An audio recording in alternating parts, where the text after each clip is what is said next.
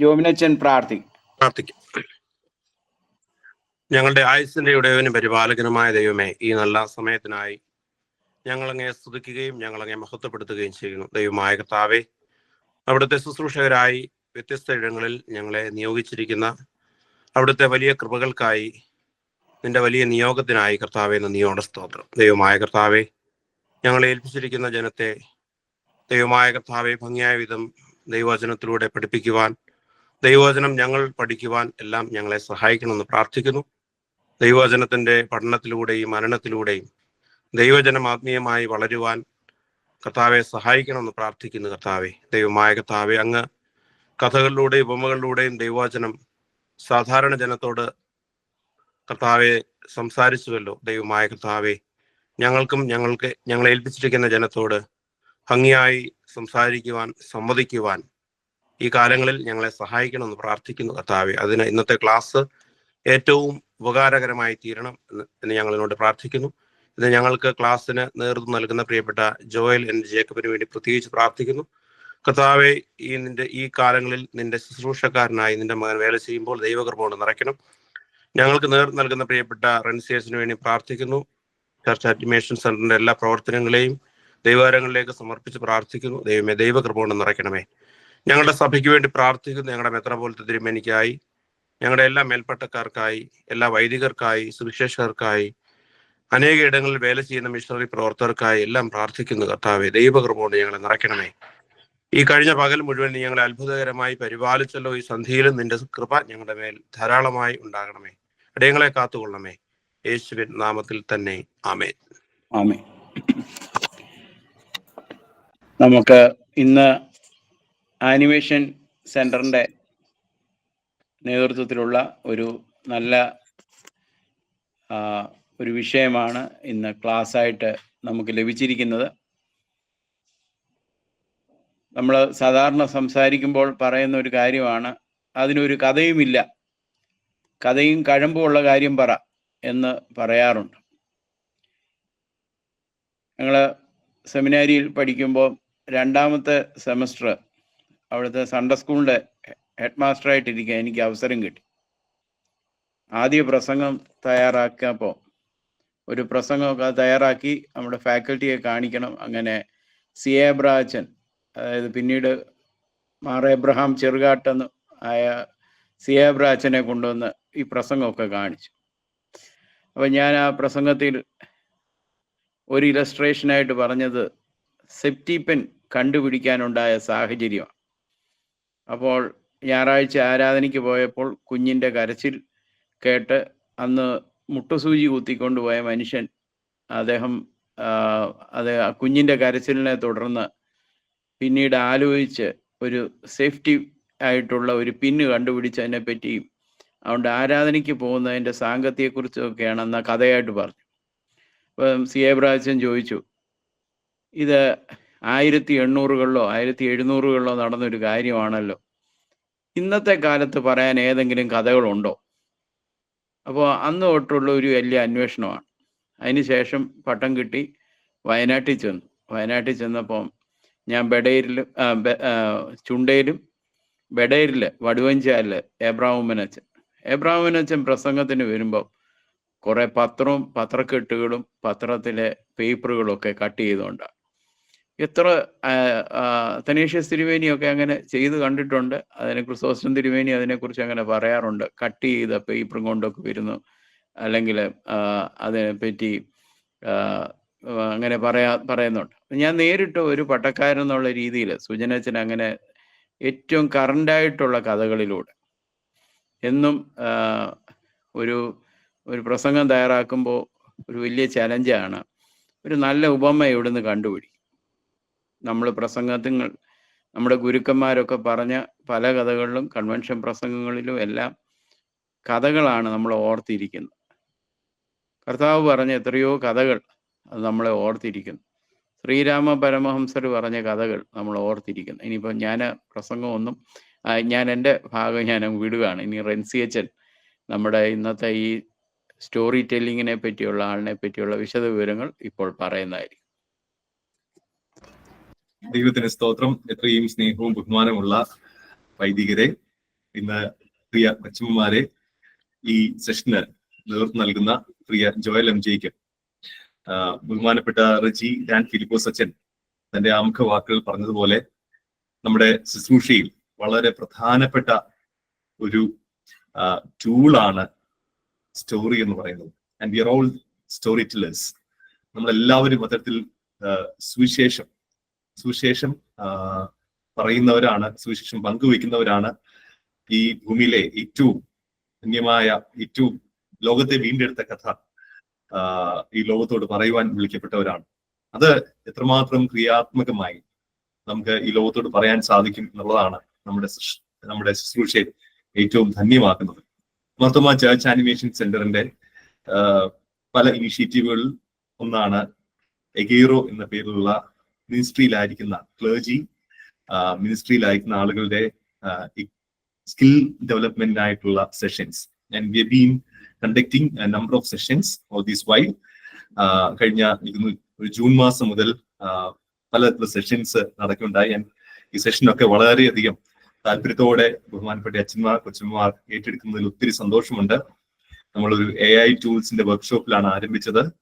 Right from there ഒരു വളരെ അനുഗ്രഹിക്കപ്പെട്ട ജേർണി ആയിരുന്നു. ലഭിച്ചിട്ടുള്ള എല്ലാ പ്രോത്സാഹനത്തിനായി സ്തോത്രം. രണ്ടാമത്തെ ഒരു മേജർ ഫോക്കസ് ആണ് ആനിമേഷൻ സെന്ററിന്റെ എക്യൂപ് എന്നുള്ളത്. അതുമായി ബന്ധപ്പെട്ട് ഉള്ള 1-2 ഇനിഷ്യേറ്റീവ്സ് ഞാൻ ആമുഖമായി പറയുകയാണ്. ഒന്ന്, നമുക്കൊരു നല്ല ട്രെയിനിങ് ടീമുണ്ട്, ഡിപ്പാർട്ട്മെന്റ് ഉണ്ട്. നമ്മുടെ പാരിഷ് റിട്രീറ്റുകൾ, സംഘടനകളുടെ വർക്ക്ഷോപ്പ്, നമ്മുടെ സ്ഥാപനങ്ങൾ ഉള്ള ട്രെയിനിങ് ഒക്കെ നടത്തുന്ന, അപ്പോൾ ആ ഒരു ട്രെയിനിങ് ടീമിന്റെ ഭാഗമാണ് ജോയലിനെ പോലെയുള്ള വളരെ കമ്മിറ്റഡ് ആയിട്ടുള്ള, വേഴ്സറ്റൈൽ ആയിട്ടുള്ള ഒരു പറ്റം ട്രെയിനേഴ്സ് ഇപ്പോൾ ചർച്ച് ആനിമേഷൻ സെന്ററിനോട് ചേർന്നുണ്ട്. അവരെ ഓർത്ത് ഞാൻ ദൈവത്തെ സ്തുതിക്കുകയാണ്. 2, അതുമായി ബന്ധപ്പെട്ട ഒന്നാണ് ഈ ക്ലർജി മിനിസ്ട്രിയുള്ള ആളുകളുടെ സ്കിൽ ഡെവലപ്മെന്റ് പ്രോഗ്രാം. മറ്റൊന്ന് ഷോർട്ട് ടേം കോഴ്സുകളാണ്, ഇപ്പോൾ ഒന്ന് നടന്നുകൊണ്ടിരിക്കുകയാണ്. അതും ഇക്വിപ്പ് ചെയ്യുക എന്നുള്ള വലിയ ഉദ്ദേശത്തോടെയാണ്. ക്രിസ്ത്യൻ പേരന്റിങ്ങിന്റെ ഒരു കോഴ്സ് ഇപ്പോൾ നടന്നുകൊണ്ടിരിക്കുകയാണ്. അറൌണ്ട് 80+ ഫാമിലീസ് ഇപ്പോൾ ആ കോഴ്സിൽ പങ്കെടുക്കുന്നു. ഇന്ന് പങ്കെടുക്കുന്ന എല്ലാവരെയും സ്വാഗതം ചെയ്യുക എന്നുള്ളതാണ് എന്റെ ഉത്തരവാദിത്വം. ബഹുമാനപ്പെട്ട റജി ഡാൻ ഫിലിപ്പോസ് മാർത്തോമാ സഭയിലെ നന്നായി കഥ എഴുതുന്ന കഥ പറയുന്ന അച്ഛനാണ് ബഹുമാനപ്പെട്ട റജി ഡാൻ അച്ഛൻ. അച്ഛൻ എത്ര ക്രിയേറ്റീവ് ആയിട്ടാണ് അച്ഛന്റെ മിനിസ്ട്രി ഈ നാൾ വരെയും നയിച്ചിട്ടുള്ളത്. അച്ഛൻ ഈ സെഷൻ മോഡറേറ്റ് ചെയ്യുന്നതിൽ പ്രത്യേകമായ സന്തോഷം അറിയിക്കുന്നു. ഈ സെഷനിൽ പങ്കെടുക്കുന്ന എല്ലാ ബഹുമാനമുള്ള വൈദികരെയും, ബഹുമാനപ്പെട്ട CV സൈമൺ അച്ഛനെയും ജീവറീസ് അച്ഛനെയും, അങ്ങനെ ബഹുമാനപ്പെട്ട ഒരുപാട് അച്ഛന്മാരെ കാണുന്നു. അവരെല്ലാം ഓർത്ത് ഞാൻ ദൈവത്തെ സ്തുതിക്കുന്നു. പ്രാരംഭ പ്രാർത്ഥനയിൽ നേതൃത്വം നൽകിയ ജോബിൻ അച്ഛനായി ദൈവത്തെ സ്തുതിക്കുന്നു. കൊച്ചമ്മമാർ ധാരാളം പേർ ഇതിൽ പങ്കെടുക്കുന്നുണ്ട്. എല്ലാവരെയും ഓർത്ത് ഞാൻ ദൈവത്തെ സ്തുതിക്കുന്നു. എല്ലാവരെയും വളരെ സന്തോഷത്തോടെ സ്വാഗതം ചെയ്യുന്നു. ഒരു വാക്കിൽ ഞാൻ ജോയലിനെ ഇൻട്രൊഡ്യൂസ് ചെയ്യാൻ ആഗ്രഹിക്കുകയാണ്. മിസ്റ്റർ ജോയൽ എം ജേക്കബ് നാട്ടിൽ നമ്മുടെ ഓദ്ര എബനേസർ മാർത്തോമാ ഇടവാംഗമാണ്. ജോയൽ വളരെ കമ്മിറ്റഡ് ആയിട്ടുള്ള ഒരു അക്കാഡമീഷ്യനാണ്, ഒരു നല്ല മിഷണറി ആണ്. Is A wonderful story teller and A media professional. വളരെയധികം സമർപ്പണത്തോടെ ദൈവം ഏൽപ്പിച്ചിട്ടുള്ള ഉത്തരവാദിത്തങ്ങളൊക്കെ ദൈവനാമ മഹിമയ്ക്കായി പ്രയോജനപ്പെടുത്തുവാൻ കമ്മിറ്റഡ് ആയിട്ടുള്ള ആളാണ് ജോയൽ. ജോയലിന്റെ പിതാവിനെ പലർക്കും പരിചയമുണ്ടാകും. ഇപ്പോ ഈ ഭൂമിയിലില്ല. കർത്തൃസന്നിധിയിൽ ചേർക്കപ്പെട്ട ജേക്കബ് ജോർസാറാണ്. അദ്ദേഹം വളരെ കമ്മിറ്റഡ് ആയിട്ടുള്ള ഒരു വ്യക്തിയായിരുന്നു. ബ്ലൈൻഡ് ഫോർ മിഷൻ അതിന്റെ ഡയറക്ടറായി അദ്ദേഹം സേവനമനുഷ്ഠിച്ച ആളാണ്. അദ്ദേഹത്തിൽ നിന്ന് പകർന്നു ലഭിച്ച ഒരു വലിയ ജോയലിന്റെ എല്ലാ ശുശ്രൂഷകളിലുമുണ്ട്.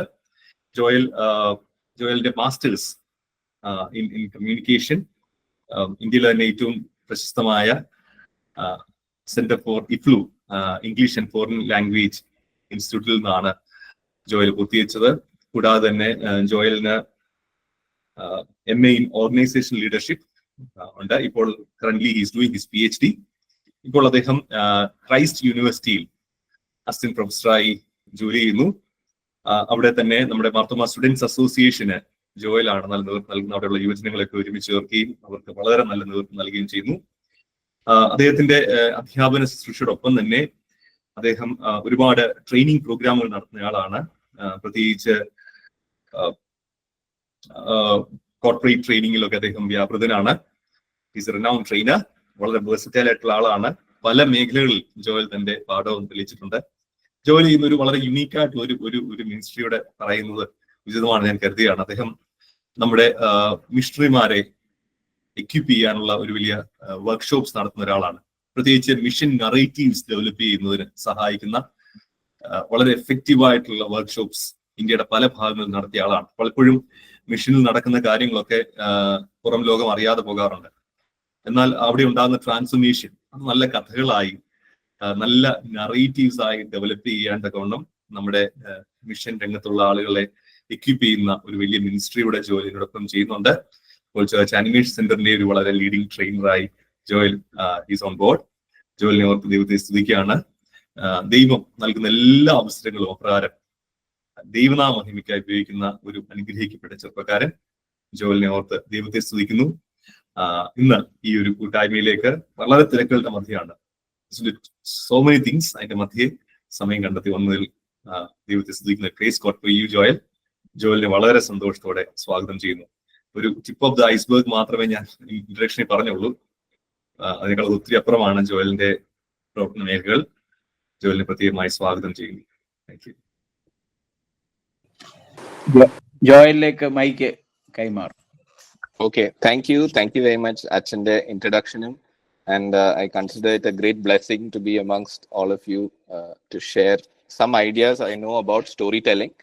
I hope you can hear me. Ellarkkum enne kelkan sadikkunnundennu njan kelkam. Okay, I'm going to share my screen. ഞാൻ ഇംഗ്ലീഷിലാണ് കൂടുതൽ ഫ്ലുവൻറ്റ്, കാരണം ഞാൻ ജനിച്ചു വളർന്നത് സൗദിയിലാണ്. പക്ഷെ മലയാളത്തിൽ എന്തെങ്കിലും if you want me to explain, മംഗ്ലീഷിൽ ഞാൻ മാക്സിമം എക്സ്പ്ലെയിൻ ചെയ്യാൻ ശ്രമിക്കാം.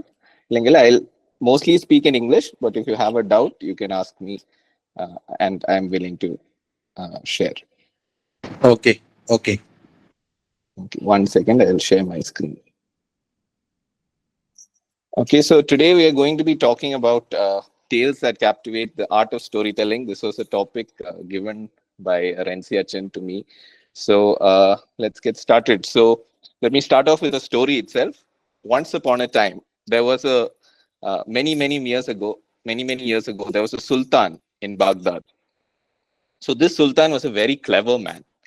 He loved solving puzzles and riddles, and that was his big passion. So there was nothing more than that he loved than solving puzzles. So one day he got a parcel. Inside the parcel, when he opened it, was a box. He opened the box. Inside, he found 3 very beautiful looking dolls, and all of them were similar. All 3 dolls looked the same.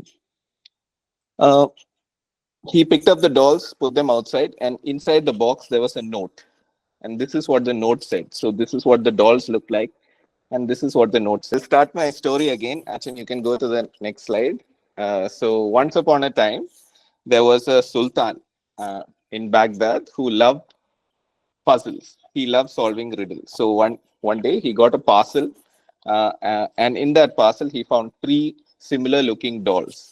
So actually, if you can go to the next slide, you can have a look at these dolls. They are all similar looking. And inside that box, there was also a note that said, tell these 3 dolls apart. Tell the difference between these 3 dolls. A challenge. So Sultan, as I said, loved challenges. So he decided to find out the difference between the 3 dolls. So he picked up each one, and he felt them. He touched each doll. It all felt the same. They all had the same grain of wood. He thought, okay, they all feel the same. Maybe they smell different. So he picked up each doll and he started smelling them. They all smelled the same. The smell of sandalwood reached his nostrils. So they all smelled the same. No difference there. So maybe outside they look the same. Maybe on the inside they are a little different. So he thought maybe I should check what's on the inside. So he starts tapping at them. Each of them had the same, they were all hollow. So there was no difference there. And he weighed each of them also, no difference. So the Sultan was troubled. He couldn't find out the difference. And as he was sitting there mystified, it was time for the morning court, and all the ministers of the kingdom gathered in the court. And they saw the Sultan, who was very troubled because he couldn't solve this puzzle. So the Sultan decided to call the wisest person in the kingdom, that is the scholar. So the scholar in the kingdom was somebody who spent many, many hours in the library. There's no book he has not read. He has the knowledge, anything that is out there, he has knowledge about. So he should definitely know the difference. So the Sultan calls a scholar and asks him to examine the three dolls. So the scholar picks up the three dolls, looks at them, examines them, smells them.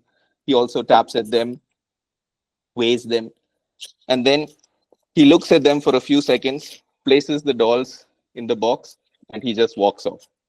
He's not able to find the difference.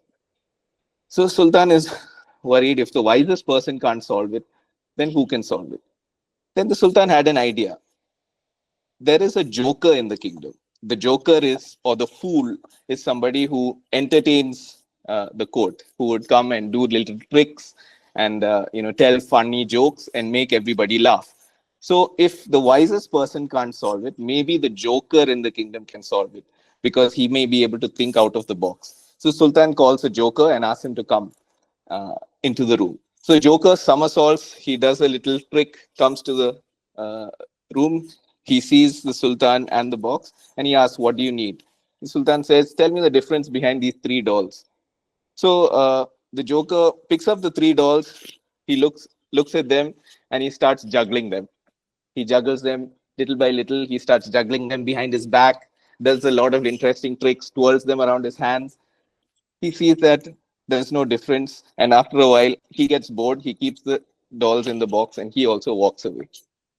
Now the Sultan is troubled again. If the wisest person, the scholar, can't solve it, and the joker, the fool of the kingdom, can't solve it, then who can solve and tell me the difference behind the three dolls? In walks in the storyteller of the kingdom. So the storyteller is somebody who travels to different kingdoms and tells stories of the Sultan to other people, and also listens to stories from other kingdoms and comes back and tells them to the Sultan. So storyteller comes in and she sees the Sultan all very troubled and asks, why are you looking so troubled? The Sultan says, I need to find the difference between the three dolls. The wise person can't solve it. The foolish person can't solve it. I don't know who can solve it. Can you do it? The storyteller says, let me try. The storyteller comes, picks up the three dolls, and she starts examining them. Before the Sultan could say anything, she moves forward, plucks a long strand of hair, straight hair from the beard of the Sultan, and the Sultan yelps, ouch! And because he's now stunned, what just happened here? And he starts inserting, the storyteller starts inserting the strand of hair into the ear of the first doll. So it goes in, and the hair completely goes inside the head. And so he places the first doll there. The storyteller picks up the second doll, looks at it, examines it, and before the Sultan knows it, she plucks a strand of hair from the beard, another strand of hair from the beard of the Sultan, and starts inserting it inside the doll. It goes in, and goes in. This time it goes in, and he notices that the strand of hair comes out through the second ear of the second doll, and he places it there. Now the storyteller picks up the third doll. Now the Sultan knows what's going to happen. So though he knows it's going to hurt, he now closes his eyes and says, okay, pull. And now the storyteller pulls the third strand of hair from the beard. And this time, the storyteller starts inserting it inside the ear of the third doll. It goes in and goes in. This time, the strand of hair comes out through the mouth of the third doll.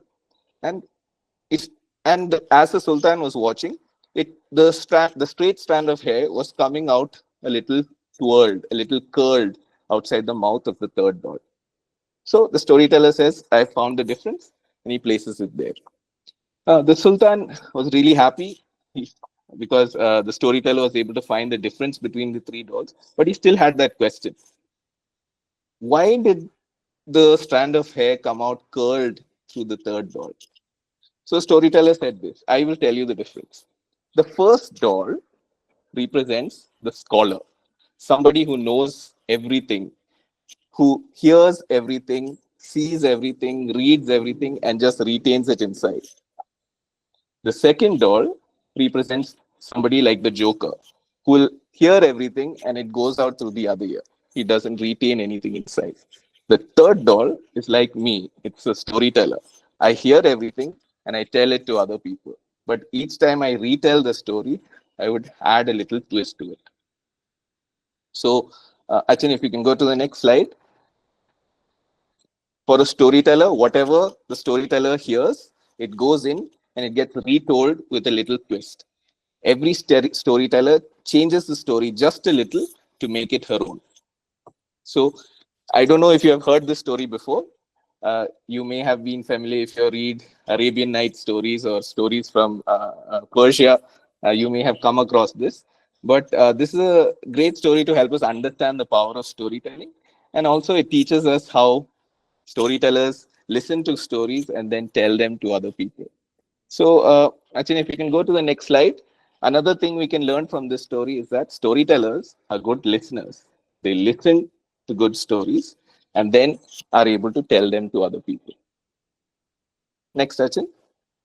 So, I am a teacher, so I prefer, rather than lecturing, than having an interaction with all of you. I know we got delayed a little bit, but still, I would still like to hear from you. How many of you like stories? If you like stories, please, you can click on the hand raise button.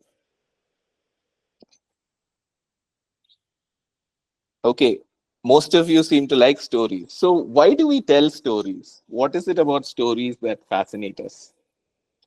Can anyone unmute and speak?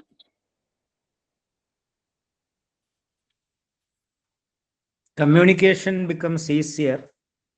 Okay, communication becomes very easy through stories.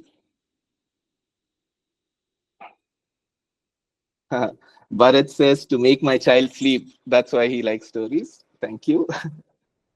Yeah, it's a very powerful We can tool. express ourselves more through stories. Absolutely. You can express yourself more through stories. To make ourselves wake up, and not only to make them sleep, but to wake up the audience, congregation. Absolutely. So if you are taking a sermon or preaching, telling a little story gets everybody's attention. So Achan brought up a very interesting point, because whenever I am teaching and I see my students are a little restless or not listening, when I tell them a little story, I get everybody's attention. That's the power of it, right? So thank you, Achan, for sharing that. I think few others in the chat have shared imagination. Stories help in the power of imagination. They help us connect before challenge. It helps hit home the message better for retention. And telling a story is also very difficult. Absolutely, right? So I also feel Remain. that Joel, I yes, also yes, feel that usually when we tell stories to younger ones, they start to think creatively. And okay, for me, I feel that telling story helps the children, especially to think more creatively and imagine things. absolutely, right? So it helps Story. children, it helps even adults, not just children, to think creatively and imagine, right? Story will be remain in our hearts for a long time than what we Absolutely, see. Yeah.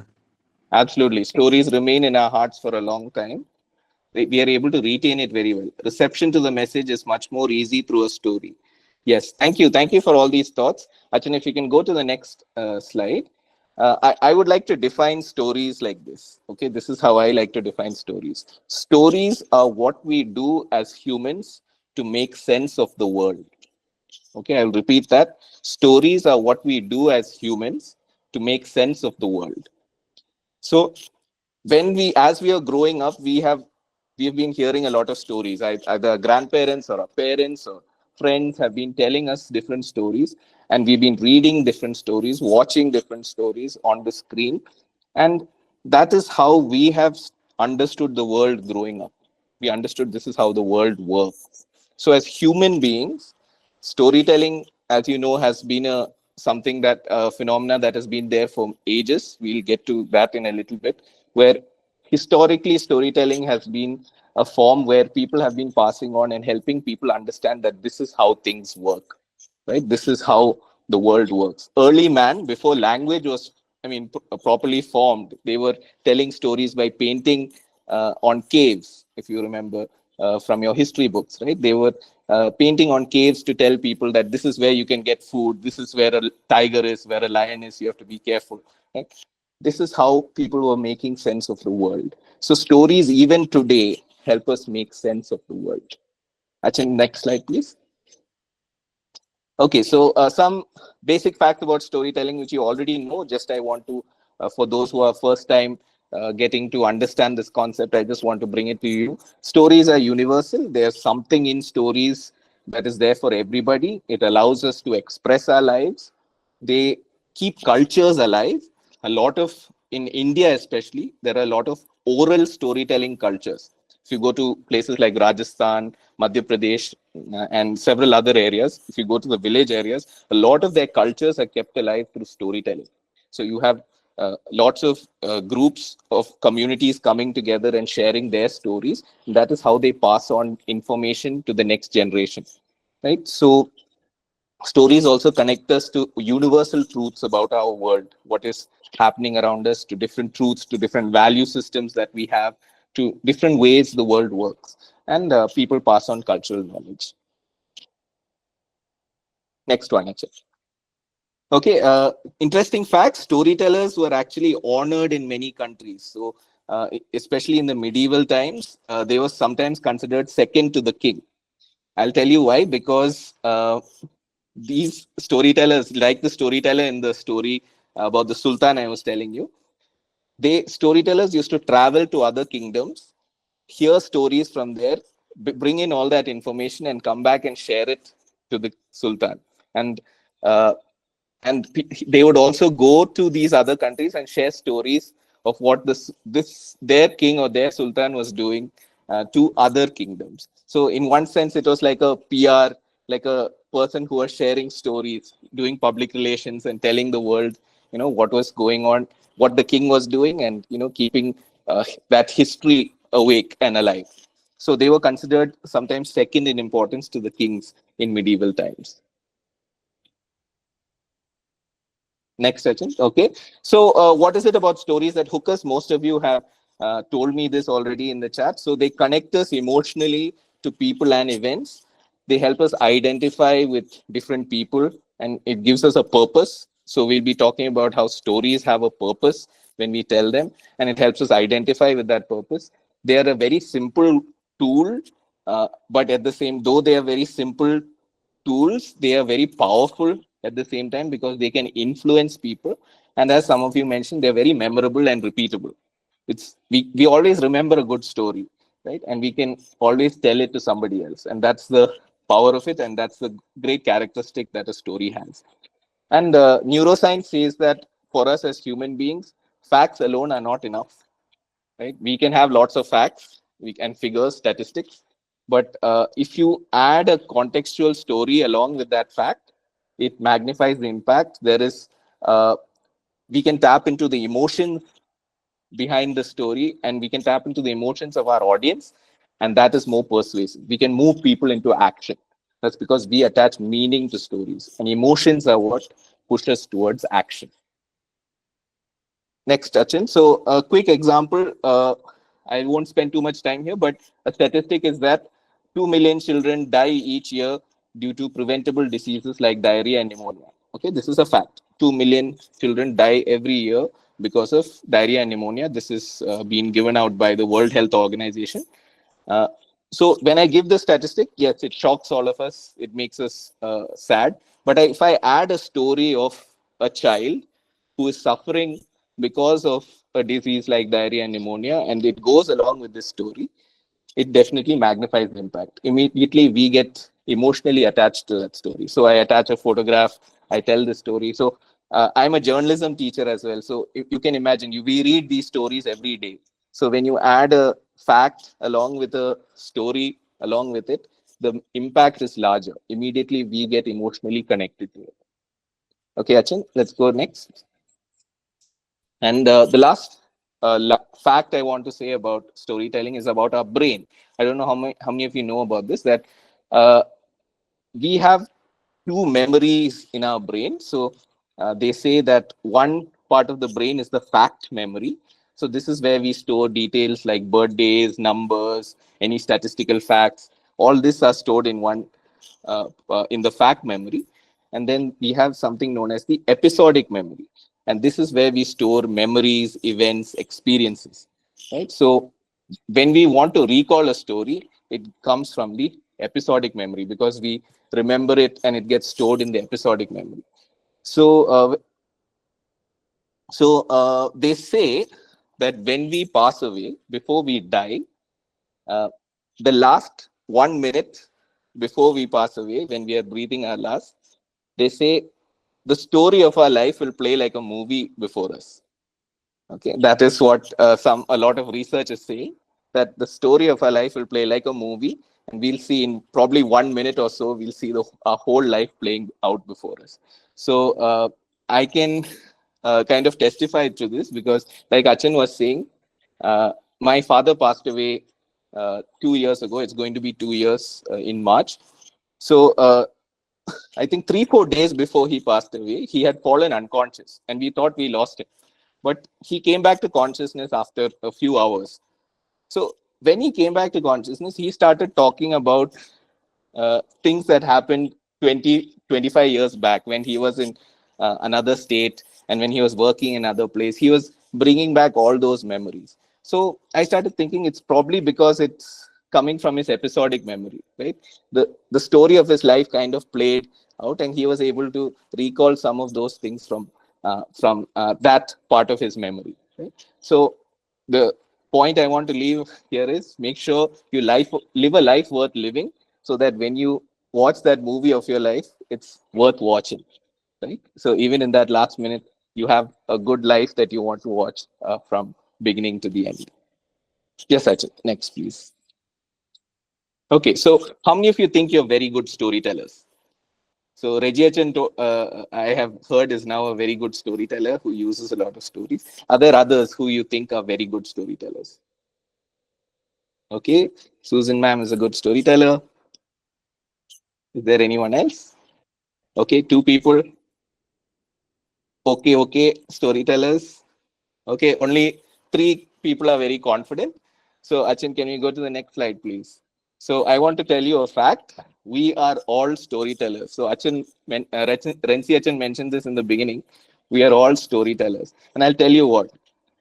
If today you went and told someone, "Innenda sambhovichen ariyamo," do you know what happened today, or do you know what happened the other day? That means you're a storyteller. Okay, so we all have been doing this for years now. We go on telling stories of what happened in either our life or other people's lives. So things like, do you know what happened the other day? You won't believe what just happened. We continuously recall memories and information, and we share it with other people.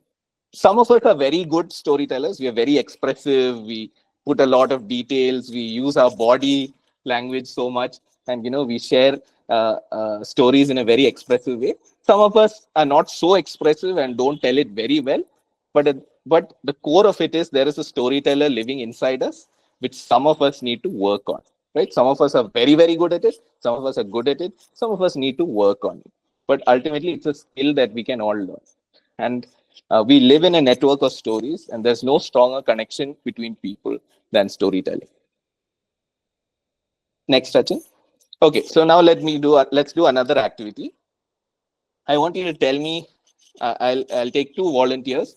Share the story of your life verse or your favorite Bible verse. Okay, there should be a story behind that. Why that became your Bible verse? I'm sure there is something. You can take a minute to think about it. So it could be a verse that influenced your life or your ministry or your career. If you're not confident to speak or you have an internet issue, you can type it in the chat also. That's also fine. So I'll give you a minute to think about it. If you want an example, I can tell a quick example. Achan, if you can go to the next slide and come back here. So this is my life verse, Jeremiah 29:11. So, for I know the plans I have for you, declares the Lord, plans to prosper you and not to harm you, plans to give you a hope and a future. So, the story behind this verse was, after I did my MA, my first master's, there was a time about 2-3 months where I was unemployed. I couldn't get a job. I was going for some of the interviews, top media companies, but I was losing the interview. I was not clearing. And so I was feeling quite sad and depressed. I felt, why did I do this course? I should have done something else. Obviously, the pressure is there. Neighbors will start asking questions. Your parents will start asking questions. Peers will start asking questions. So you feel a little hopeless at that point of time. And that's when I was reading the Bible, I came across this verse, Jeremiah 29:11. And this actually gave me a sense of purpose and a sense of hope that God is with me. God has a plan for my future. I don't need to worry about it. And what confirmed this for me was the very week that I read that verse, that Sunday, our Vigari Achan actually preached and referenced this verse in the sermon. So I thought, okay, God is actually speaking to me. So this is how I confirm that, this is God has a purpose. I don't need to worry. And what happened the week right after, I had applied for 2 jobs and I went to the interviews and I cleared both the interviews. So that gave me confidence, and then my career kind of started from there. So this is the story of my life verse or my favorite Bible verse. Similarly, I'm sure you may have some of your own. I would like to listen to at least one or two. So we have Micah 6:8. Would you like to share that story, Shobhana?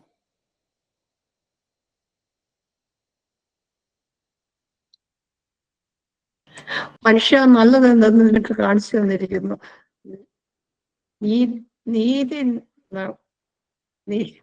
Sorry, I can't remember now. It's okay. Can you tell the story behind it? Story, because that's my motto in life. I always follow these 3 things. The first thing, sense of justice. Second thing is show kindness to others. Then be humble. These are the 3 things mentioned in Micah 6:8. Okay, thank you. Thank you for sharing that. Would anyone else like to share? Okay, I remember now. Something. ആനും ദയാതൽപരനായിരിക്കാനും നിന്റെ ദൈവത്തിന്റെ മുമ്പിൽ താഴ്മയോട് നടപ്പാനും അല്ലാതെ എന്താകുന്നു ഞാൻ നിന്നോട് ചോദിക്കുന്നത്. Okay, thank you. Thank you. Would anyone else like to share? I want to share one. Yes, please. Yes, please. It is from Galatians chapter 6, verse 17. Okay. Okay. From now on, let no one make trouble for me, for I carry the marks of Jesus branded on my body. This, when I was attending one church congregation, that I was having some trouble, some problem in my life. So that time I heard these words from our priest. So it was very much comfort. It was really a comforting to me like that time. Okay, thank you. Thank you for sharing. Okay, so thank you for sharing those 2 stories. I'm sure there are so many more, and maybe if you think about it, there are many such stories that will come to mind, right? I just wanted to show that we all have some stories that we can share, right? So either it's your favorite Bible verse or there is a story behind. So an activity that I do with my students is tell me the story behind your name, right? I have students from different parts of India and around the world also. So when I ask them what is the story behind your name, they tell me all kinds of interesting information. Sometimes they're named after, their grandparents. Sometimes they're named because of a religious reason. Sometimes there is numerology that is involved. They have interesting spellings to their name. So there's a story behind that. Sometimes their parents didn't know what to name them and just named them something. So, there are so many different stories that they want to share. So likewise, I'm sure if you look at your favorite Bible verse or why you have a favorite teacher or why you have a favorite something else, why you have a favorite food, there's a story behind that. So perhaps you can think about it. Thank you very much. Achin, can we go forward? So now we are going to go into some of the storytelling techniques, and we are getting into the foundations of storytelling, and I hope to go through this as quick as possible so that I can get some questions from you at the end. So what is the difference between an event and a story? ഒരു സംഭവം ഒരു കഥയും തമ്മിലുള്ള വ്യത്യാസം എന്താണ്? Can anyone tell me? സംഭവം കഥയായിട്ട് മാറുകയാണ്. Yeah, sometimes സംഭവം കഥയായിട്ട് മാറും. Yes, that is true. That's what I put in my notes. You can read it leisurely. Sure. I will do that. I will do Yeah. that. Okay. Anyone else wants to try? An event is a factual description. Okay. Event is a factual description. While in a story, there's an element of imagination in it. It doesn't have to be factual. It doesn't have to be necessarily factual. Okay. There's imagination Story can infused be into the story. Yeah. A story can be fictional or non-fictional, but event is factual. Okay. That is one way of looking at it. Is anyone else? A story can be manipulated, but Okay. an event cannot. An event cannot be manipulated. A story can be manipulated. Okay. This is very interesting. Keep some of these thoughts in your mind. So Achin, can we go to the next slide, please? So this is how I'd like us to look at it. Some common answers are an event is a happening. ഒരു സംഭവം എന്ന് പറഞ്ഞാൽ it is something that happened. Okay. And a story is a series of events. So a story will have multiple events in it. That is how many people try to define it. But this is the right answer. And I'll tell you the answer through an example. Okay. Two people are having coffee together. Other sambhavan, other event. Two people have coffee together. That's an event. But what makes it a story? Two people have coffee together and one cup is poison. That becomes a story. That is when the event becomes a story. So there is one element that has come there, that poison, right? And that element is called conflict. So in storytelling terms, this word conflict is the key element, right? It is what makes the difference between an event and a story. Not all events can be told as a story. Like, it is not interesting when two people are having coffee together. It's not interesting to tell, but it's interesting to tell as a story when there is a conflict in it. When we talk about there is a bit of poisoning, right? So conflict is what turns an event into a story. So a conflict in storytelling terms, don't think of conflict as a fight. It's not necessarily a fight. It is a problem that is there, that happens in the story, that your character deals with, and how you respond to it leads to the progression of the story. How you respond to that problem leads the story forward. Without a conflict, you cannot have a story. So I hope this can be established with all of us. Without a conflict, you cannot have a story. Otherwise, it is just an event. It is not worth telling. Unless a story has a conflict, it is not worth telling. Okay, Achin, can we go next? So what is a narrative? Just to help you understand, we sometimes use these words, the narrative. What is the narrative? Narrative is how the story is told. Story engane parayunnu. How are we telling the story? How are we presenting the story is the narrative. Right? And that narrative can be manipulated also, right? So Achin, next slide, please. So let us define a story. So I looked at different definitions, and this is my favorite definition because it brings in all the key elements here. And this was written by John Franklin in a book called Writing for Story. He writes about how to write about non-fiction, especially. So he defines a story like this. A story consists of a sequence of actions that occur when a sympathetic character encounters a complicating situation that he confronts and solves. A story consists of a sequence of actions that occur when a sympathetic character encounters a complicating situation that he confronts and solves. So let's break down this definition further. You can see that a story has a sequence of actions. There is a sympathetic character. There's a complicating situation, which is the conflict, which I was talking about. And the character has to confront the conflict, has to come face to face with the conflict, and then solves the problem. Right? So, Achin, can we go to the next slide? So we see these are the key elements or the key ingredients of a story. You have a character or characters. If you have multiple people in the story, you can have multiple characters. So they are the people or animals who perform actions, who speak the dialogue. They are the who of the story. The conflict is the challenge, the problem that your character faces. It is why the events happen. The resolution is how, when the character comes across the conflict, how is the story resolved? How is the conflict resolved? It's how is the solution to the problem found, right? And the setting is the time and place, in which the story takes place, where and when of the story. So these are the key elements of a story, and now we will look at each one very quickly, one by one. So, Achin, next slide. So, characters, as you know, characters are persons, animals, or things participating in the story. Usually, it is easy for us as human beings to follow one central character. Okay, it's easier for us to follow one character in a story. There are many stories which have multiple characters. That is okay, as long as you're able to express it well, you're able to tell that story well and not confuse your audience. That is fine. But usually, even if there are multiple characters, there'll be one central character in the story around which the whole events are revolving, right?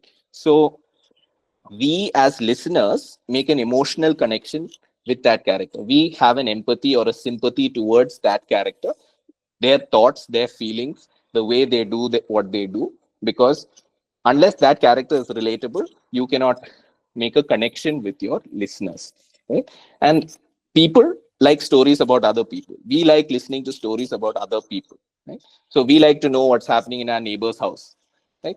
We want to know if what's going on there. Why? Because we like stories about other. We like reading newspaper stories about something that's happening in politics, something that's happening to somebody else somewhere close by or far away. We like stories about other people, right? So the key element here is the character, and this is the first element in storytelling. That's the next one. So characters, when we break it down, characters ultimately have wants and they have needs. So what is a want? A want is something that is external. All of us as characters, we are all characters in our own story, right? We all have something that we want. The want is the goal. It's something that we can see. It's very tangible, okay? And they also have needs. A need is something that is internal, okay? So this is not something that you can easily see, but you feel this. So all of us as characters, we want something and we also need something. And when we are telling stories of other characters, you can see that they also want something and they need something. So for example, there are so many love stories that we see around us. If you ask kids these days, they come across a lot of love stories. Ultimately, there is a hero who wants a heroine who wants to fall in love with a particular heroine for different reasons, right? And that is their want, because it's an external need. They can see who they want to love and they do different actions to fall in love with that person. What is their inherent need? That the feeling inside is they want companionship. They want to feel loved inside, right? They want acceptance, right? Likewise, if you're telling a story of a business person, right? What is their goal? They want to be rich. They want to make a lot of money through their business, or they want to be very profitable in their business. That is what they want. And you can measure that at some level, what they want. But what do they ultimately need? What does a successful businessman need? They want success. They want attention. They want a sense of achievement. They want people to praise them for what they have achieved, right? So that is, or they want a status in society, right? All of these are not easily tangible, right? That's how you can define a want and a need. I'm not spending too much time here. Achin, you can go to the next one. So let's go to the next element, which is the conflict. The conflict I like to call the monster, because when we were younger, we used to hear a lot of ghost stories or monster stories. So an easy way to understand the conflict is think of it as in terms of a monster. So a monster is someone, or the conflict is something the story, the hero of the story or the heroine of the story needs to defeat, right? This is something that steals and seeks to steal and destroy people and communities. These are obstacles that your character is facing. An opponent, it could be a person that your character is facing, or it could be societal pressures that they're facing, something that is stopping your character from achieving their goal, right? And this conflict, this element, as I said, it's the most important one. Without conflict, there is no story. This conflict is what drives the story forward. Unless there is a conflict, the story will not move forward. So questions you can ask when you're trying to build a story is, okay, who is my character? What are their wants and needs? What are they struggling against? What is their biggest conflict? What do they want? What is their goal? What is stopping them from achieving their want? What is stopping them from achieving their need? That is the conflict. Okay, Achin, can we go to the next one? So let's look at some common monsters or conflicts that we see in our daily life, or what we face also in our daily lives. Next one, Achin. So here's a list. It's not an exhaustive list. There are more than these. So sometimes there's an actual villain. There's an actual bad person who is our conflict, right? Who is conflict. And so it doesn't have to be a villain. It could be a person who's stopping us from achieving our goal, right? Somebody who discourages us, somebody who's a bad boss, maybe that you have, or somebody who's, not allowing us to achieve what we want. Sometimes that conflict can be the form of discrimination. Like in our country, we have all the forms of discrimination against gender, against caste, against different forms of discrimination are there. So that can also be a conflict. We have poverty, which can be a conflict, which is again linked to ignorance. It leads to it leads to hunger, lack of education, homelessness, addictions, human trafficking, lack of medical care, AIDS, HIV, diseases, religious divides that are there. All of these become conflicts in our world today, right? So you can just think about it. So we are all characters living our story. We are all living our story, and even in our own lives, we have so many conflicts, right? And around us also, we can see so many conflicts that other characters around us are facing. So I'd like you to think about it this way. Achin, can you go to the next one? Anytime you have a doubt, please raise your hand. Sorry if I'm going too fast. If you want me to slow down, you can ask me to slow down. Say, Joel, please slow down. I will slow down. Okay. Yeah. So I just want to rush through because we lost some time in the beginning. That's all. So conflicts can be external and internal again. So external conflicts are things that that you can see. So you have an actual person that is outside who is stopping you from achieving your goal, or you have a barrier that you're unable to cross. So it can be person, group, animal. Sometimes it is nature. In Kerala, especially, we have floods that come almost every year, or landslides in Wayanad. These can be external conflicts, things that we can see that affects the characters in our story, right? And then there are internal conflicts, and these are ones that take place in a character's mind. This happens within the character themselves. Achin, can we go to the next one? So different kinds of external conflicts are there. The ones we see outside, you have, as I said, there's an actual bad person or another character that is coming to fight with you or stops you from achieving your goal. You have character versus nature.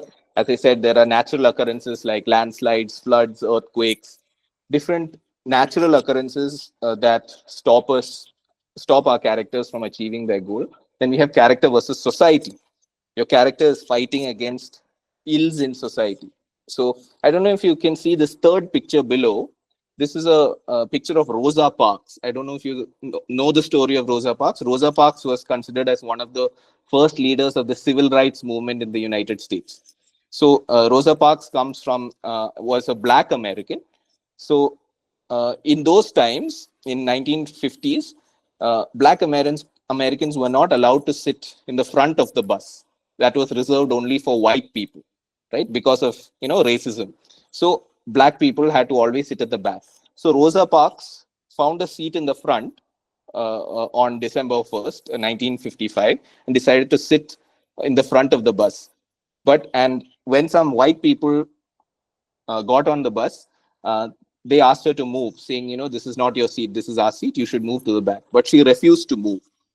And that refusal led her to get imprisoned. She went into prison, but eventually was released after a lot of protests. And this marked the start of the civil rights movement, right? So you can go back and read this in history. I may have missed a few details here and there, but this is an example of a character who struggled against society. Yes, Shobha ma'am? Yeah. Joel, I see a white lady in the front seat. Yeah, she's actually a Black American. Yeah. It's a black and white picture. That's why it's probably not clear. Okay. Yeah. So likewise, we have other characters around us who are facing ills of society because of patriarchy, because of, again, caste discrimination. So many other societal ills are there, external conflicts, like which characters are facing, people are facing. They are fighting against society and their ills. Some practices may be there which are stopping them from achieving their goals. So that becomes another character versus society conflict. Then you have character versus supernatural. You have ghosts who are there. Some people believe in ghosts. I don't know if you believe in ghosts. So in Bangalore, we have a haunted house apparently in one of the streets. So students are very interested to go and see that and all of that. But nobody believes in ghosts. But you have a ghost story. You have an actual supernatural force which is playing against your character. That can be a conflict. Technology, these days we are talking about AI. So a concern that many people have about artificial intelligence is that it may take away jobs, right? Robots will soon take away the jobs of people. So that's a concern that many people have. So you have stories where your character is facing technology, right? We had a conflict where your character is not able to understand technology. The character versus religion, character versus fate. Sometimes you're destined, your destiny put you in a situation where it wasn't your fault, but you were put in a situation where you have to face a particular conflict. For example, I'm sorry if I'm bringing politics here. An example of this is perhaps Rahul Gandhi, right? They keep calling him a reluctant politician, right? It was not his fault that he was born in the Gandhi family, right? But he was thrust to get into politics. He may be interested in something else. Now he's our opposition leader, and we hope he continues to do that. But if he wasn't born in the Gandhi family, he wouldn't have that pressure, right? There was no need for him to lead the party. But because he was born into that, because he was Rajiv Gandhi's son, because he was the grandson of Indira Gandhi, he has destiny or fate put him in that position. So that is one way of thinking of a conflict. So you don't have control over what happens. You can think in terms of a lot of business people. When they want to hand over their company to their children, a lot of their children don't want to carry the company forward. They don't want to do the same business. They want to do something else, right? And so, but ultimately they are forced to do it because their father started the business, and so they need to continue the business, take it forward, right? So that becomes a character versus fate kind of a conflict. So Achin, we can move on from here. So then, what are the internal conflicts? These are what you face by yourself. This is what happens inside you. So this is the struggle that happens inside the mind of your character. It can be mental, it can be emotional. We have people who struggle with anxiety, mental health struggles. You fight against morality. You have two different value systems that you're battling against. So one voice tells you this, one voice tells you this. Both may be the right voices, but you're still struggling with that inside. So internally, you're facing a lot of conflict. So these are stories where your character faces this internally, but these are conflicts that only your character can solve. Nobody else can help them. Your character has to come out of this, has to face the reality and come out with a solution. Catching, we can move on. So then the final element was resolution. Sorry, the second last element was resolution, where how does the problem get solved? Your character comes across the conflict, then they face the conflict, and then what happens at the end? How does the story get resolved? How does the obstacle disappear? Right? Does the problem disappear somehow? So I like, as Christians, I like to add this element of redemption in the story, in the resolution. So we know what redemption means in Christian circles. It's a sense of freedom. It's a sense of something good or hopeful that happens after a struggle, right? So a lot of during the ending of the story, sometimes as we face the conflict and overcome the conflict, we sense a feeling of freedom, right? We sense a liberation. There is a sense of grace that we feel. There's sometimes a victory that we feel when we fight the conflict, right? When we fight Satan. And but in some cases, not always it's a happy ending. Sometimes the story or the problem is unresolved. Right? The conflict is still continuing, right? But when you tell the story, you can still leave your listeners with some hope. Right? You can leave them with, one day, we hope things will be fine. one day we hope, God will change things, or there is a purpose behind this problem, right? So, and that's how you can look at resolution and redemption within resolution. Yes, Sachin. So if you understand monsters, conflicts very well, it leads to the common story themes of love, life, despair, redemption, injustice, dignity. You get these common story themes which we come across, and people have been telling these kind of stories for thousands of years. And it's the most common plot of any novel, TV shows, movies, books that you read. Bad disrupts good, sacrifice is required a little bit, and ultimately good prevails in the end. And this is the story which I'm sure you're very familiar with. It's our gospel story itself, right? Bad overcomes evil, overcomes the world. A sacrifice is required. Jesus had to go on the cross, and ultimately provides a way out for all of us to be saved. So, Achin, you can go on. So the setting, the final element, as you know, is where the story takes place. So where and when, the timeline it takes place in, where the environment it takes place in. These are things that you can talk about in the setting of the story. So sometimes those details are important when we're telling the story. Okay, so now we have understood story structure in terms of these are the key elements. Now let's look at it in terms of biblical examples very quickly. So now it's time for you all to speak. Maybe you can post it in the chat box. The prodigal son story. Who are the characters? What was the conflict? What was the resolution? And was there a sense of redemption? You can think about it and you can post in the chat.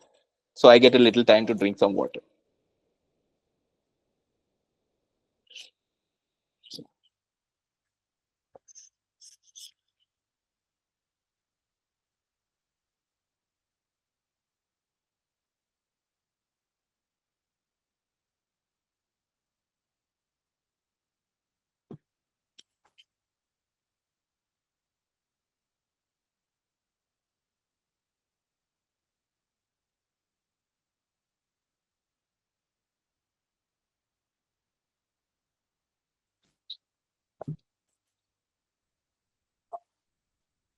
Okay, let's see.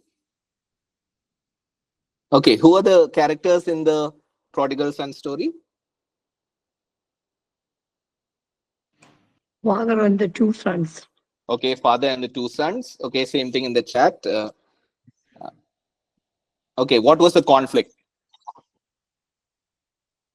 Okay, father and the two boys. Prodigal son is the main character. What was the conflict? Conflict is with the values in the family. Okay. What was it? What was that value? What was the prodigal son's conflict?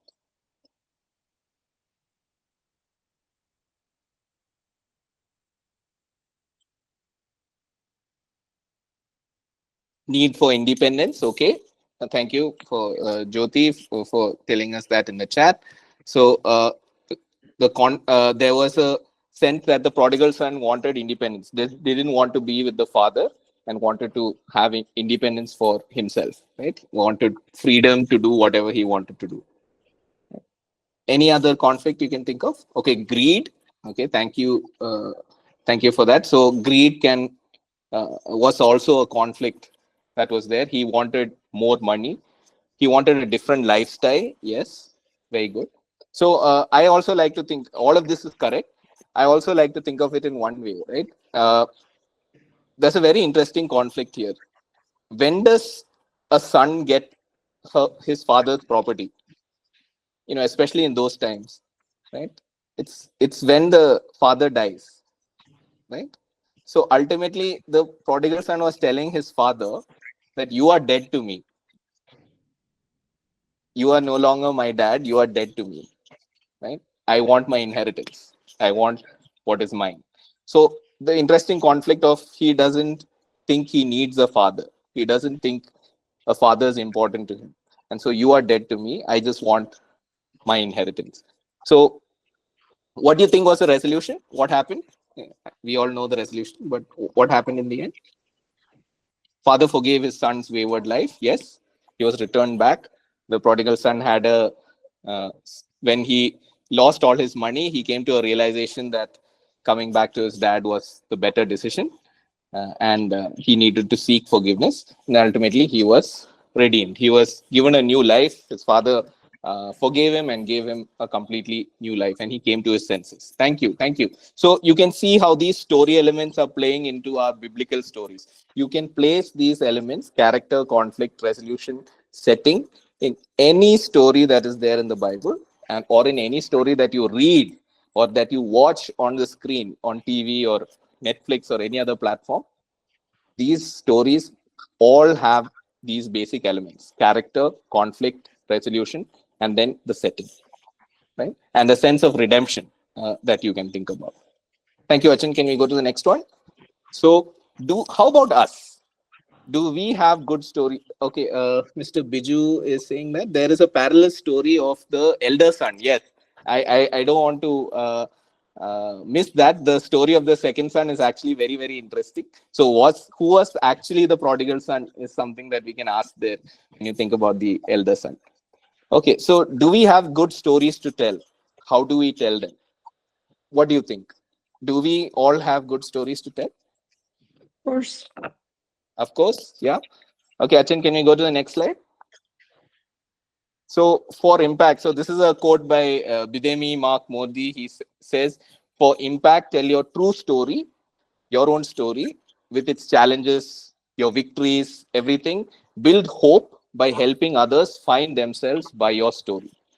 So the most authentic way that you can tell stories is to tell stories about yourself. Right? It's not that you cannot tell stories of other people. You can. There is nothing wrong with that. But the most authentic way you can connect with people is to tell your own story, right? Your challenges, your victories. Yeah. That is the testimony, you can say. Yes, yes, your testimony. Absolutely. So people can find themselves, they can relate to themselves when you tell your own story. Achin, can we go to the next one? So it can be from your own life. So how can you find, when I was doing this session with another group, they were telling me that, our life is not so interesting. Why should we tell our own story? So how can you find stories that are more interesting? So this is a quote from one of the motivational books that I was reading. So it said this: if you want to tell more interesting stories, you need to live a more interesting life. Right?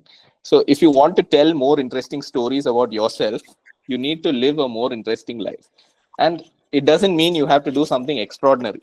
Small changes to your routine, to the way you live can make life very, very interesting. Right? So suppose you walk in one route every day in the morning. Suppose you walk every day. You do exercise every day in the morning.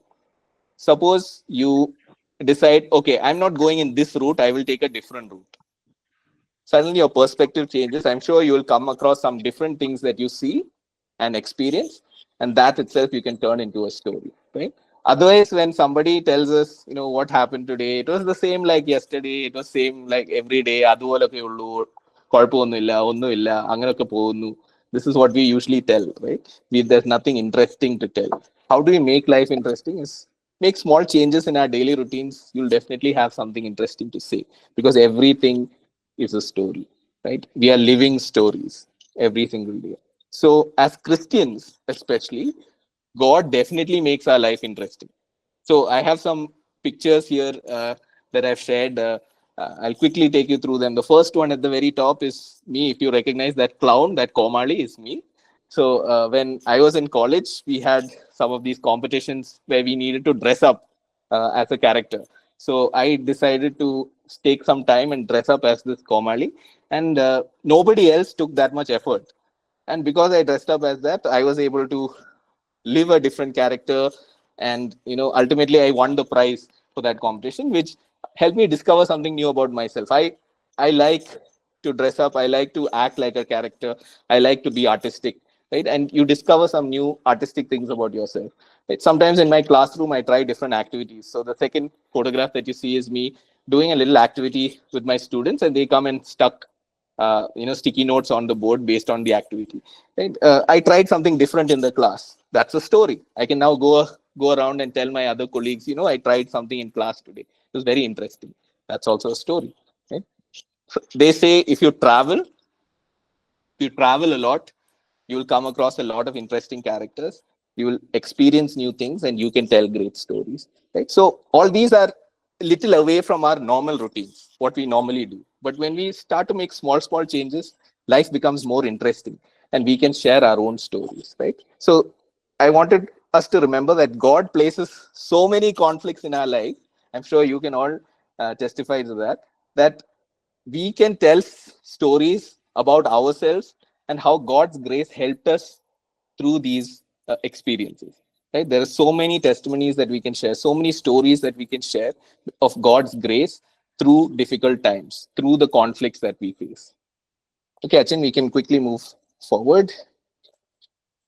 Okay, so good storytellers are good collectors. This is what's important. So when it's not just important to listen to good stories, we also need to collect good stories. So we live interesting lives.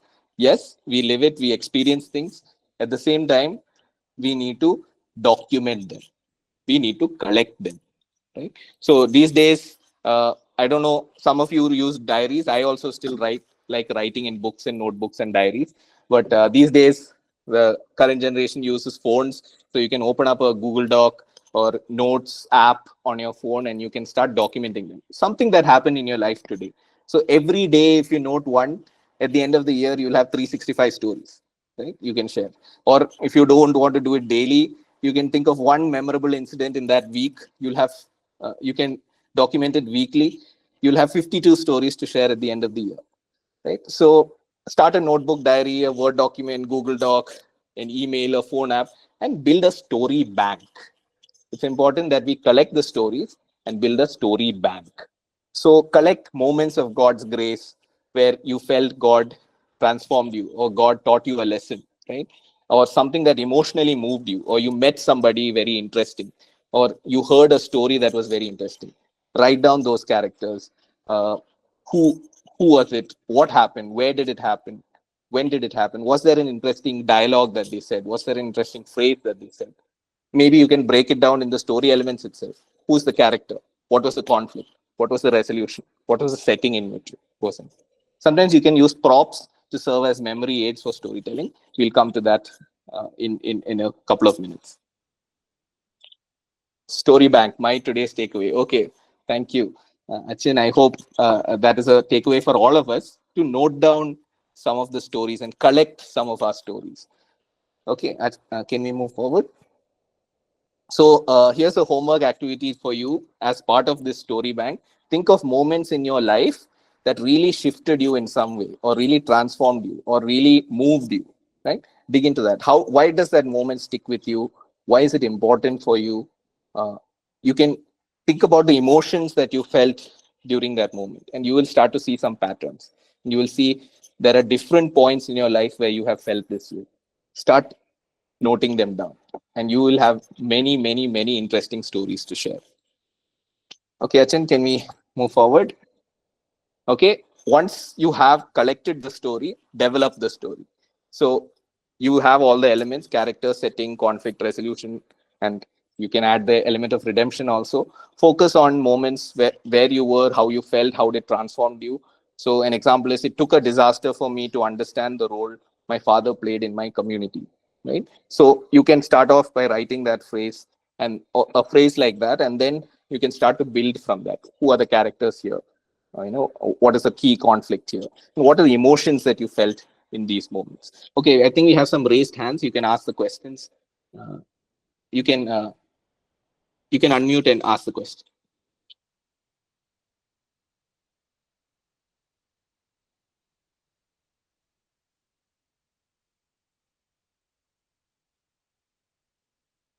I think we have Samson Achin and Blessing Achin who have raised their hands. If you have a question, you can ask. Otherwise, you can write it in the chat also. That's also fine. I will come back to it. Okay, Achin, we can move quickly. There's just 5 or 6 more slides. So figure out a structure and then practice. So once you figured out your story, what are the key elements to it? Find out what is the beginning of the story. How are you going to start your story? What is the middle of your story? How are you going to end the story? Does your story have some tension in it? Right? Does it show some kind of transformation? So people like stories about a journey, right? Starting to end, something happens, there is a climax. and there's an ending. So you can decide to start the very important action of your story in the beginning, right? So an interesting example is, for example, a character, let's name him Rahul. So Rahul, the story starts when Rahul is standing on the edge of a building, okay, about to commit suicide. So when you start with that, immediately there's tension. You get everybody's attention. Okay, he's standing on the edge of a building, ready to commit suicide. What's going to happen next, right? Actually, in the event of that story, it may be actually somewhere towards the end. But you can take, okay, what was Rahul doing before that? How did he come to this building? What happened in his life before? Or what's going to happen next? That you can decide the story structure based on what are the events in the story, actions in the story, right? And so there is something known as a 9-part structure. I won't get to that, but they say if you break down your story into 9 parts, 9 sentences, it will help you memorize the story. Okay, if you can break down your story into 9 different sentences. So for beginning, middle, end, 3, 3, 3, you can easily memorize your story and tell it to somebody else. Then you practice. The more you practice, the better storyteller you become. There is no second way out of it. The more and more you practice, the better you become. And storytelling is ultimately about connection. How can you build connection with other people? Okay, Achin, you can move forward. So I think we can go to the next slide. This is again, next slide, Achin, you can skip this. We'll go to a photograph of the same thing. Yeah. So this is something known as a story mountain. So the same elements that you can put into something known as a plot. You might have heard of this word called plot. So how do you plot the story? You start with the background and your character, right? So the beginning of your story, you give a little background into who is this person? Why should we care about this person? And there's a rising action. So it builds some tension. It reaches a climax. And then ultimately you come across. So in that rising action, you have to build the conflict. What is the key conflict facing your character? Then it reaches a climax point. The key point in the story where, this is where the ultimate, battle of your character with the conflict happens. Like they have to face the problem. And then there is a falling action where things start to get resolved. And ultimately there's a resolution.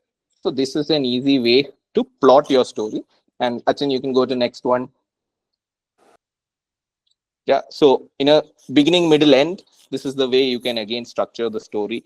You have the exposition where you build the introduction, then you build the conflict also in the beginning. Then there's rising series of actions occur in the rising action. It reaches the climax point where the ultimate showdown happens. Then you have the falling action and then the resolution. So beginning, middle, end. This is another way to look at that story structure if you want to tell a good story. So I won't spend too much time on this. We can maybe in a future session, we can break this down further. I think we can move to the next one. So good detailing is important. I'll spend just a few seconds here. The right details are important. When you're planning your story, ensure that you write down the good details, because a good detail makes it very memorable for your listeners, right? So it could be the smells that were there for your character, the sights that were there, the thing, what they were wearing at that point of time, if it's important to the story, right?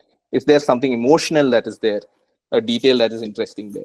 So this helps you show what is happening rather than telling people. So people can imagine when you give them good details.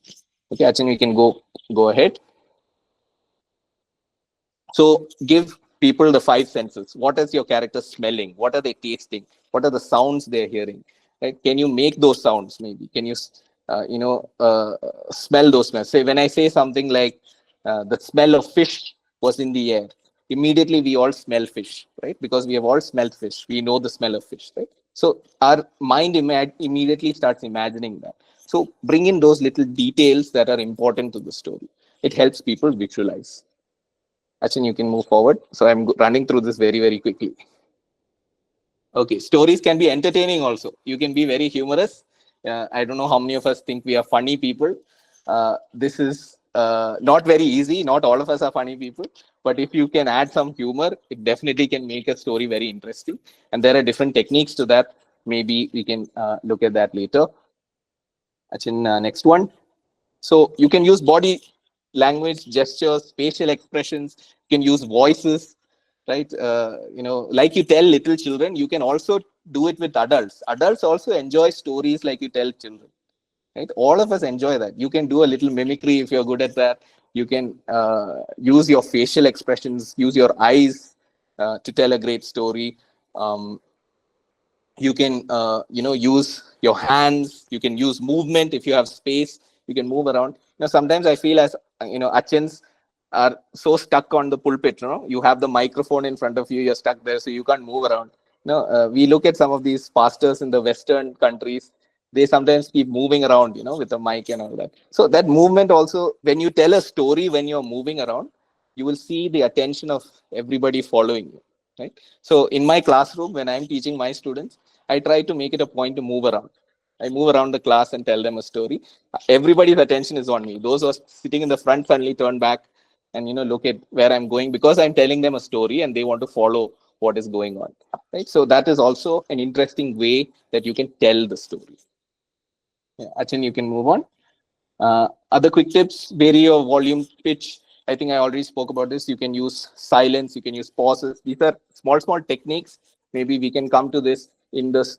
I'm not talking about storytelling particularly here, because these are all things that we have to apply as skills. A workshop will help you for this. But I'm just giving you some tips, right? You can use props, absolutely. Some props that you use. Props are anything. You want to talk about a story of a pen, bring that pen and show that pen. Right? When we are talking about the story of, Jesus telling the story of sowing seeds, or the woman who lost her coins, who had 100 coins and lost one of them, right? You can bring some coins and a few coins, throw it among the audience, ask them to find it and bring it to you. That's some action, that's happening. You bring a prop, they can see it. Some of those are very memorable because we are all visual people. When we see some of those things, it brings the story alive. Yeah, Achin, can we move forward? Yeah. So what's the biblical basis for this? I want to quickly bring Luke here. Luke, if you look at biblical history, was a doctor, but I would like to say he was a storyteller, right? Because he brought in so much detail in the Gospels. If you look at Luke's Gospels, he carefully investigated everything from the beginning. It says in Luke 1:1-4, and he decided to write an orderly account for Theophilus. So for us communication journalism teachers, I consider Luke actually a journalist, because he actually interviewed many people, many witnesses, and wrote down the whole gospel story in such great detail. Achin, can we move next? So just imagine, this is a little activity you can do. Imagine Christmas without Luke's version of Christmas. If you go to all the Gospels, you can check Matthew, Mark, and John. Many of the details of Christmas are not there. So Luke's version, without Luke's version, there is no manger scene. There are no angels. There is no singing. Luke tells us about the shepherds, the room, the Joseph and Mary were not able to find the inn. They were the baby in the swaddling clothes, Mary's song of praise, John's birth, his parents' responses, everything. These are not completely available in all the other Gospels. You can go back and check on this. So imagine if Luke didn't bring those key details, we wouldn't have, what would Christmas be like? We wouldn't have the stars, we wouldn't have the angels and all the manger scene and all of that. So Luke was actually a very great storyteller in that sense. So he also told us Jesus' life in such incredible detail. So Achin, next one. So what did Jesus do? We already spoke about it. Jesus taught using parables, right? So he challenged conventional wisdom, encouraged his audience to understand, get deeper meaning to his words through storytelling, right? With many similar parables, Jesus spoke the word to them as much as they could understand. He could not say anything to them without using a parable. So almost every time Jesus spoke, he used a story. He used a parable, right? So that people could understand and he could challenge them. That's quickly. I think there are just two more slides here. Why did he do this? Because it says in Matthew 13:13, this is why I speak to them in parables. Though seeing, they do not actually see.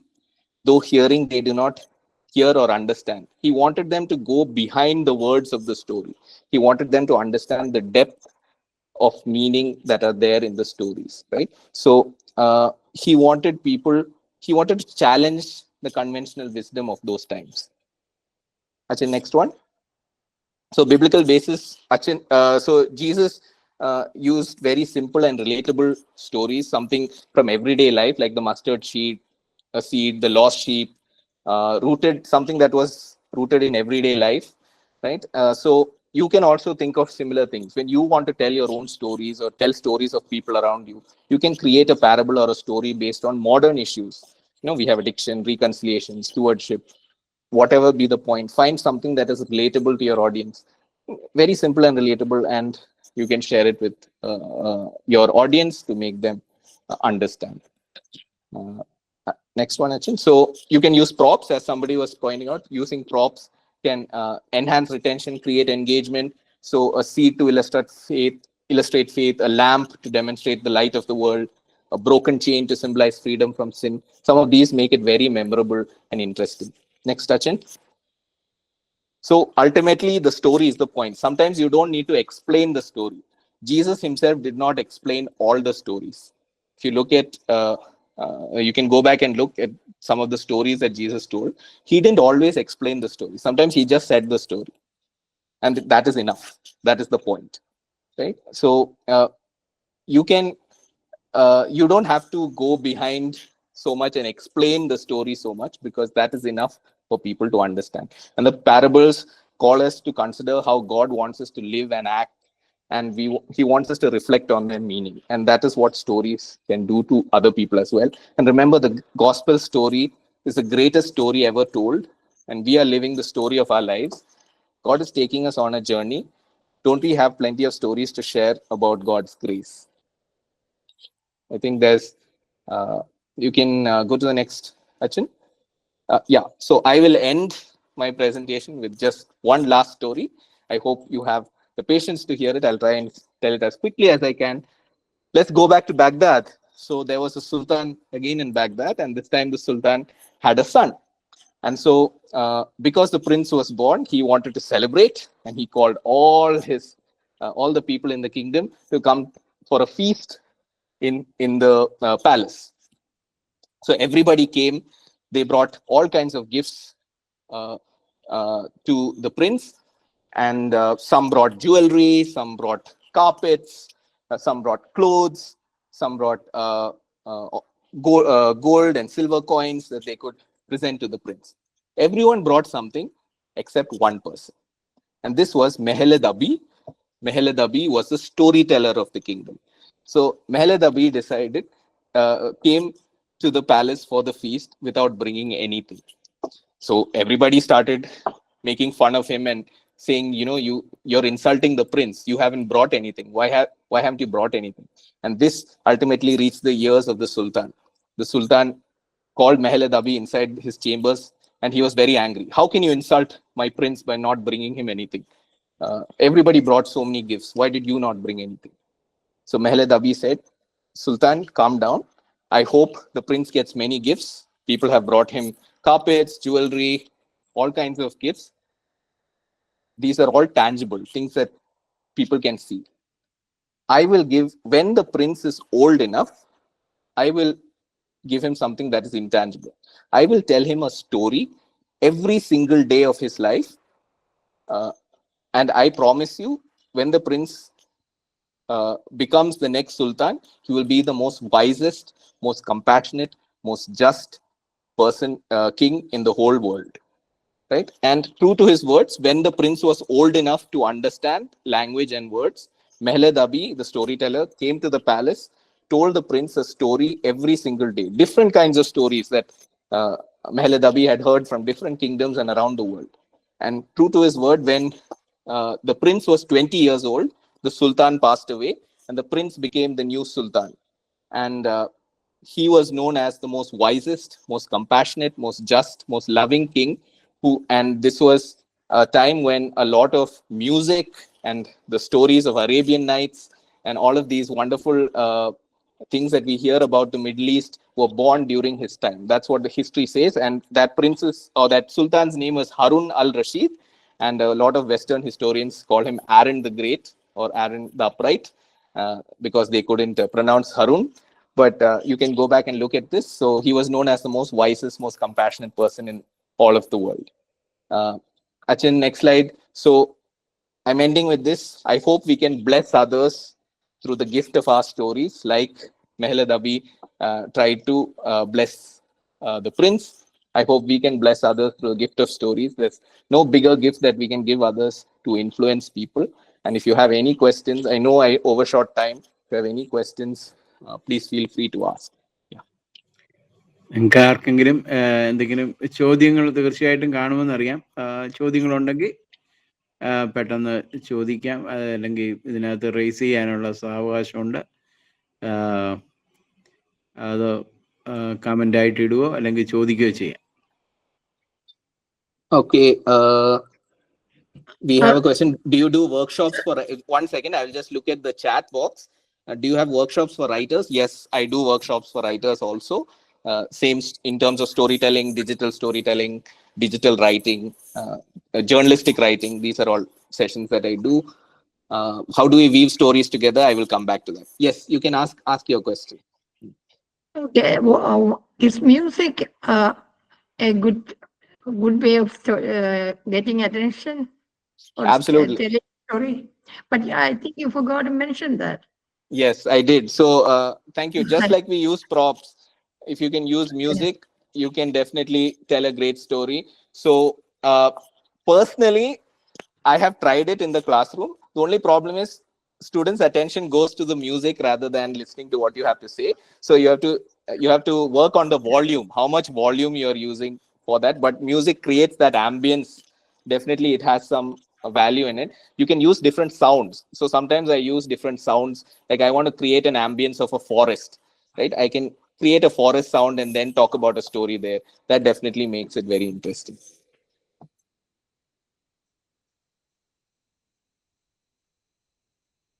Yeah, so these are my details. In case anybody wants to reach out, you feel free to ask any questions. I'm in Bangalore. If you come to Christ University in Bangalore, please feel free to visit. Or if I'm in Odra anytime, you can come there. I'm a member of Ebenezer Marthoma Church, Odra. So if you're coming there, you can contact me. This is my number as well. Feel free to contact. I'm happy to help. I hope everybody has some takeaway from this session. And if you have more questions also, you can ask.